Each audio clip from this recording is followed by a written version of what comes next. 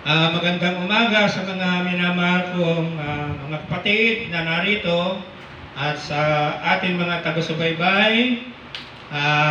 Purihin natin ang Diyos, pasasalamatan natin siya sa mga nagdaang araw at panahon. Amen? Amen. Amen. Okay. Pagpatuloy na natin. Ang pag-uusapan natin ngayong umaga ay the good news about the time. Sa Tagalog, ang mabuting balita tungkol sa oras. Yan. Ang bawat isa sa atin ay binigyan ng Diyos ng oras. Okay? Pagpatuloy na natin. Sa Daniel chapter 2 verse 21. Ito ay sinulat ni Propeta Daniel. At sa pamamagitan, ito ay salita ng Diyos na isinulat ni Propeta Daniel. So sabi ni Propeta Daniel, he controls the time and the seasons. So meaning, ang Diyos, kontrolado niya ang oras at ng panahon. Okay? So, siya yung gumawa ng ating oras. He makes and unmakes kings. It is He who gives wisdom and understanding. So, sa sulat ni Propeta Daniel, maliwanag na ang Diyos ang nagbigay ng oras sa atin. Bakit? Sapagkat siya ang may control ng ating oras.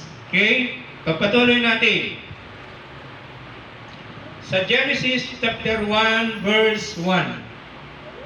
In the beginning, when God created the universe. Ibig sabihin, nung nilikha ng ating Diyos ang universe, ang ating sanlibutan, ito yung una. Ito yung, it is the beginning of time. No? So that is the beginning of time na kung saan ay nilikha ng Diyos ang sanlibutan. Okay? Ang universe na tinatawag. Okay? Ang universe, kasama yung kalangitan, itong lupain natin. At ang universe, kasama dyan yung mga between, yung araw, yung buwan, at saka iba't ibang mga galaxies na tinatawag. Okay, yan yung universe. Sa Colossians chapter 1, verse 15 and 16. So, maliwanag, in the beginning, doon nag-umpisa yung oras ng universe natin when God created it. Okay? In Colossians chapter 1, verse 15 to 16. For through Him, God created everything in heaven and earth. So, sa pamamagitan ni Kristo Jesus, kaya niya pala nilikha ang lahat ng bagay dito sa sanlibutan. He created everything sa pamamagitan ni Kristo Jesus. Why? Because God created everything through the wisdom. And our Lord Jesus Christ is the wisdom of God. So, yung salita ng Diyos, yun yung isang instrumento na kung saan ginawa lahat ang mga bagay. So sa pamamagitan ni Kristo Jesus, ang lahat ng bagay ay ginawa niya. So doon nag-umpisa yung lahat ng bagay, Yung oras ng lahat ng bagay, doon nag-umpisa pagkatapos itong likhain. The seen and the unseen things, including spiritual powers, lords, rulers, and authorities. So, sa pamamagitan ni Kristo Jesus, kaya nga, nalikha ang lahat ng bagay. Okay? So that is now the start of the time. No, doon nag-umpisa yung oras. Now, Ephesians chapter 1 verse 9 to 10. So God has planned to us. May plano ang Diyos sa atin. Hindi yung na tayo'y mapapariwara, kundi may magandang plano sa atin. No? Ito'y magiging para sa ating kabutihan. Okay? So, this plan which God will complete when the time is right. So, ang plano ng Diyos sa atin, yun nga, yung buhay na walang hanggan, na nawala sa Garden of Eden. Okay? So, yung buhay na walang hanggan, nawala sa Garden of Eden yun. Noong nagkasala sina Adam and Eve, nawala yun.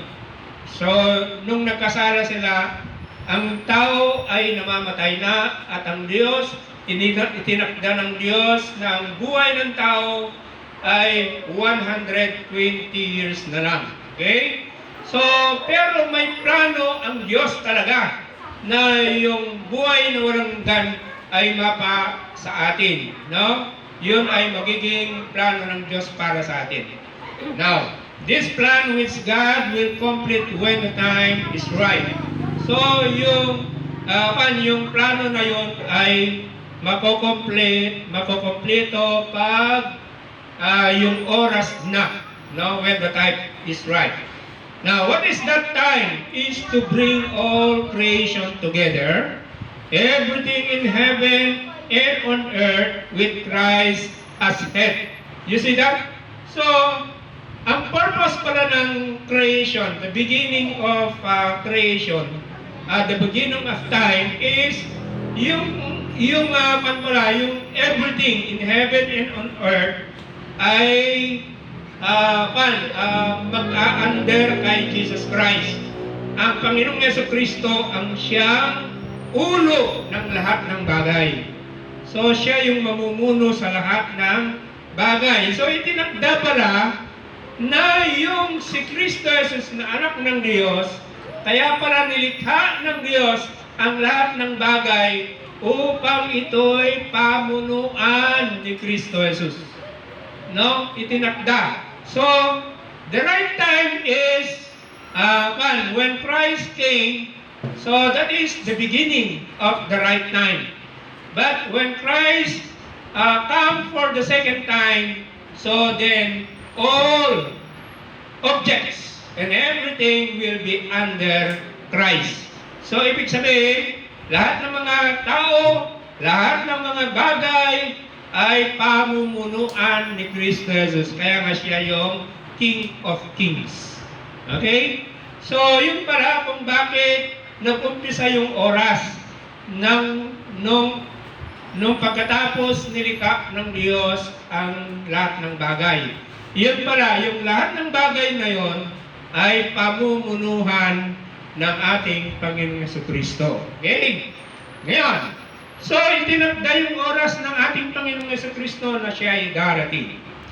Ngayon, sa John chapter 6 verse 28 to 29, tinanong na mga pinuno ng mga Hudyo ang ating Panginoong Jesucristo, ano ba ang kalooban ng Diyos? Ano ba ang gagawin namin na yun ay kalooban ng Diyos? Ang sagot ni Kristo Jesus, Jesus answered, what God wants you to do is to believe in the one He sent.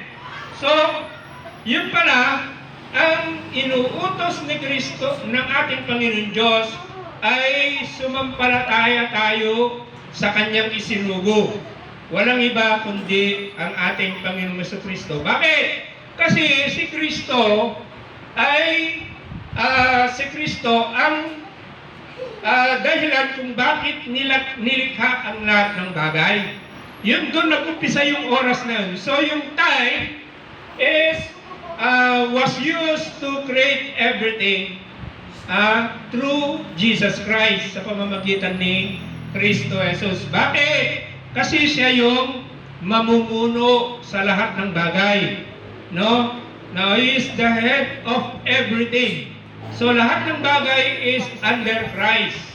Ngayon, ang ipinapagawa, ang inuutos ng Diyos ay sumampalataya kay Kristo Jesus, yung kanyang isinugo na walang iba kundi si Kristo Jesus. Sumampalataya tayo sa Kanya. Bakit? Sapagkat sa John 3:16, for God loved the world so much that He gave His only Son, so that everyone who believes in Him may not die, but have eternal life. So, yung plano ng Diyos na ang tao ay mamuhay ng habang buhay ay nawala nung panahon ni Adam and Eve. Okay? Nawala yun. Pero ngayon, since itinakda ang oras ng ating Panginoong Jesucristo na siya'y paparito, no?